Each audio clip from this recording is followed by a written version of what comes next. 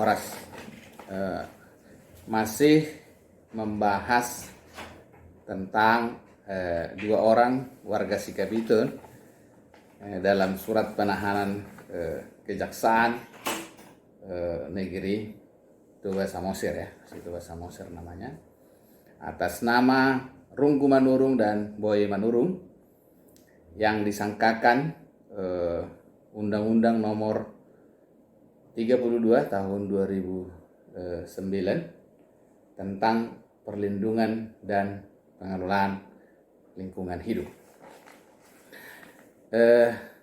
Sebelum Undang-Undang Nomor 32 tahun 2009 tentang PPLH itu adalah Undang-Undang Nomor 23 tahun 1997.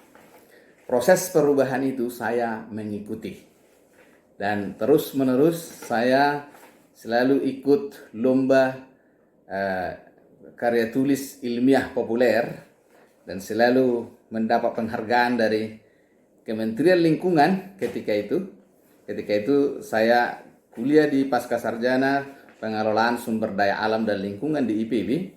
Saya terus-menerus mengikuti dan menulis, memberikan kontribusi-kontribusi tulisan dan pemikiran, dan saya selalu mengikuti dialog-dialog yang dilakukan oleh Kementerian Lingkungan dan juga organisasi non-pemerintah tentang perbaikan dari Undang-Undang Nomor 23 tahun 1997.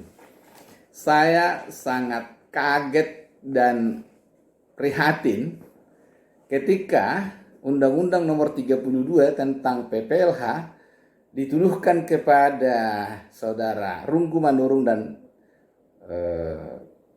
Boy Manurung. Apa sebenarnya konteks pembaharan lahan, ya?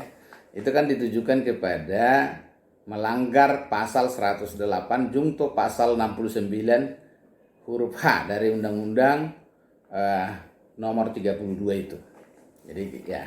Jadi kalau kita melihat pasal 69 itu, pasal 69 Undang-Undang Nomor 32 tahun 2009 itu kan memang dibuat di situ lah H, ya, melakukan pembukaan lahan dengan cara membakar.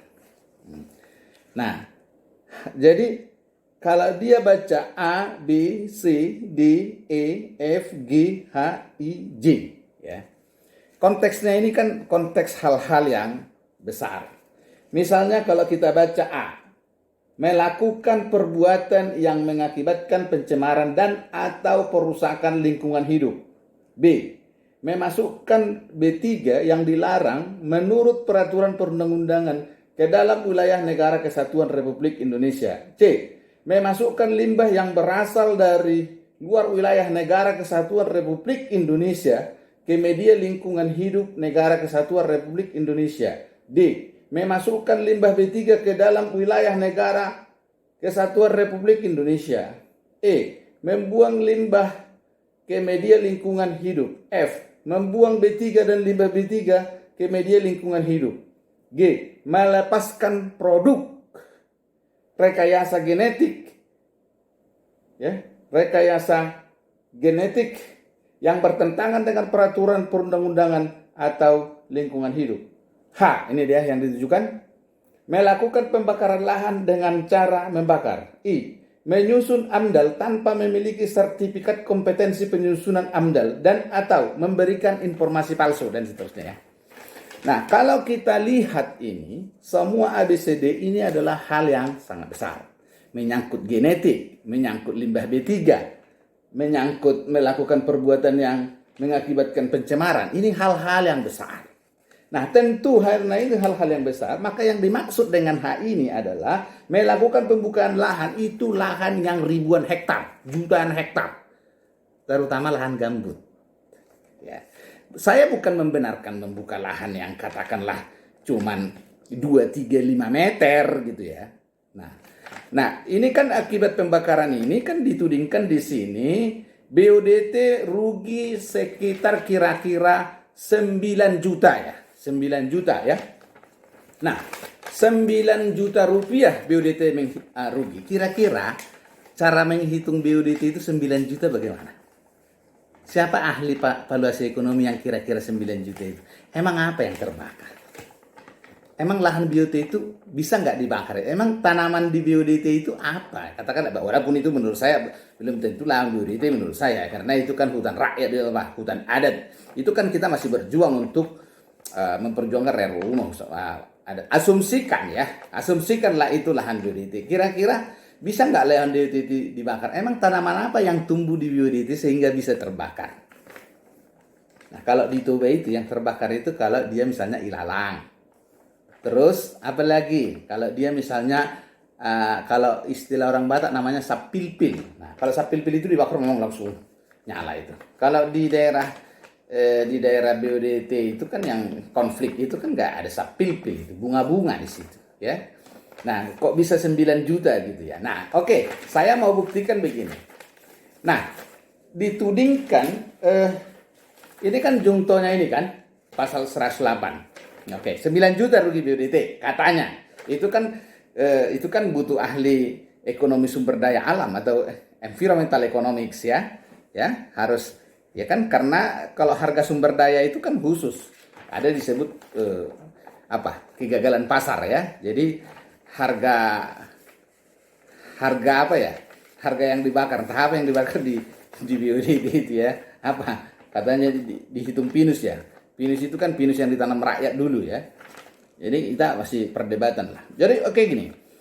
BUDT rugi kira-kira 9 juta ya. Karena terbakar tiba apa ya? Apa yang dihitung 9 juta saya kurang tahu tuh. Cuman 9 juta. Nah, dituding itu pasal yang dituduhkan itu kan pasal 108. Nah, saya dengar ya, baca ya, saya dengar ya. Saya bacakan ya. Coba didengar. Setiap orang yang melakukan pembakaran lahan sebagaimana dimaksud dalam pasal 69 ayat 1 tadi, huruf H, dipidana dengan pidana penjara paling singkat 3 tahun dan paling lama 10 tahun dan denda paling sedikit 3 miliar. Nah, 3 miliar rupiah dan paling banyak 10 miliar rupiah. Jadi menurut BUDT rugi 9 juta, tapi kalau itu dimasukkan pasal ini berarti dua orang itu membayar minimal 3 miliar 3 tahun, denda 3 miliar dan 10 miliar. Artinya sebenarnya yang ditunjuk kepada ini pasal yang H tadi itu adalah pembakaran lahan. Karena hanya lahan yang sampai 3 miliar. Itu konteksnya ya, kontekstual. Jadi tolong supaya supaya kita jangan sarjana hukum untuk hukum seperti jala penjala ikan gitu ya. Jadi harus tahu konteksnya. Nah, juga saya sudah menyampaikan bahwa roh dari Undang-Undang Nomor 32 Tahun 2009 itu adalah melindungi masyarakat, khususnya masyarakat lokal jika pembangunan datang, melindungi masyarakat lokal dari pembangunan. Makanya perlindungan pengelolaan lingkungan hidup.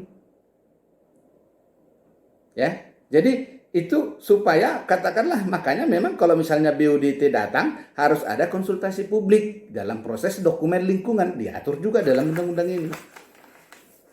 Diundang semua berkepentingan. Siapa yang berkepentingan? Masyarakat lokal, pengamat lingkungan, organisasi-organisasi terkait. Itu diundang dalam konsultasi publik supaya jangan ada yang salah. Makanya nggak boleh sembunyi-sembunyi dalam penyusunan AMDAL, dokumen lingkungannya. Terbuka semuanya. Kenapa? Karena supaya jangan ada yang tercecer, supaya tidak ada korban. Sebelum ada korban, ada kajiannya yang mendalam. Ada pendekatan yang dalam. Nah, yang terjadi ini, rohnya ini yang sebenarnya melindungi masyarakat dari pembangunan, roh undang-undang ini, perlindungan pengelolaan lingkungan hidup, tapi justru ditujukan untuk menjerat masyarakat lokal. Ya, halo, Lai Jimmy, Direktur BUDT, jangan terjebak dengan gaya-gaya di kampung ya.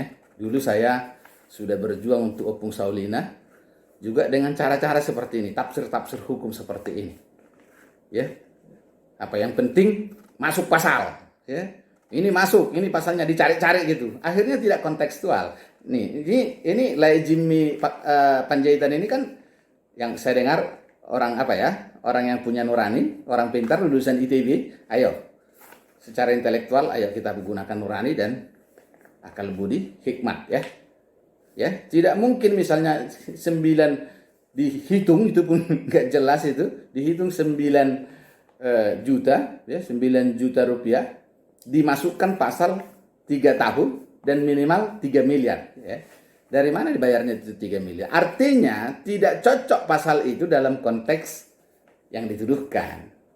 Nah, konteks pasal 69H ini adalah itu proses peristiwa pembakaran lahan gambut, ya, pembuatan lahan pertanian kelapa sawit, hutan yang besar-besar, gitu ya. Kalau di kawasan Danau Toba itu dibakar pun itu nggak nyala. Kenapa? Karena jenis tanamannya nggak mungkin nyala. Saya ini orang kampung, anak petani dari kecil sampai SMA saya di kampung, tahu persis. Jadi saya itu di kampung besar, terus belajar baik-baik, ya. Belajar baik-baik sehingga ke pasca sarjana tentang lingkungan dan mengasah nurani. Tentu harus tekun berdoa dan peka sosial dan keberpihakan kita terhadap keadilan. Tolong Laejimi, jangan terjebak dengan orang-orang di sekitarmu yang ini ya, hanya cuma karena SMS Jonang apa Goodman Manurung ke Jonang MP Sitorus, ya kan?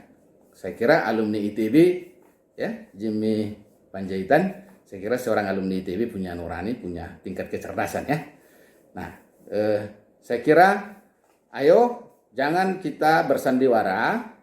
Mari kita gunakan nurani, akal sehat, kecerdasan, hikmat untuk membangun, dan kita harus berpikir jauh ke depan ya. Jangan kita berpikir sesaat. Karena kita membangun, komitmen pemerintah itu kan sustainable development, pembangunan berkelanjutan. Tidak mungkin ada pembangunan berkelanjutan kalau dengan cara-cara menangkap masyarakat kecil ya. Jangan sampai misalnya pembakaran hutan di Sumatera, di Kalimantan segala macam ya. Jelas-jelas di tanah siapa ya, di perusahaan siapa yang terbakar lahan gambut sampai gelap gulita, pesawat tidak bisa terbang, tapi mereka nggak bisa ditangkap, tapi kok si Boy sama saudara Runggu kedua ini hanya membakar lahan untuk tanaman mereka, mungkin merambat ke BODT yang diklaim BODT, lalu dengan cepat, gitu ya. Tidak zamannya lagi sekarang ini ada sandiwara-sandiwara gitu ya. Semua kita sama-sama belajar hukum, belajar ekonomi, belajar lingkungan, belajar teologi, belajar sosial, semua kita pelajari dan kita selalu mengasah nurani. Jadi masyarakat seperti orang dua ini, mereka tidak sendiri. Kita ada untuk mereka. Ya, semua kawan-kawan, saya kira kawan-kawan di GMKI, di GAMKI, organisasi gereja yang masih setia dengan visinya, saya kira harus peduli dengan ini. Semua kita sehati sepikir, ya, sehati sepikir untuk berada bersama orang yang tertindas. Oke, saya kira itu dulu penyampaian saya. Saya sangat serius dalam hal ini supaya pihak BODT memperlakukan rakyat secara adil. Mari kita bangun bangsa ini dengan nurani, bangun bangsa ini dengan hikmat, bangun bangsa ini dengan ikhlas ya. Dengan demikian kita menjadi berkat bagi semua orang. Terima kasih.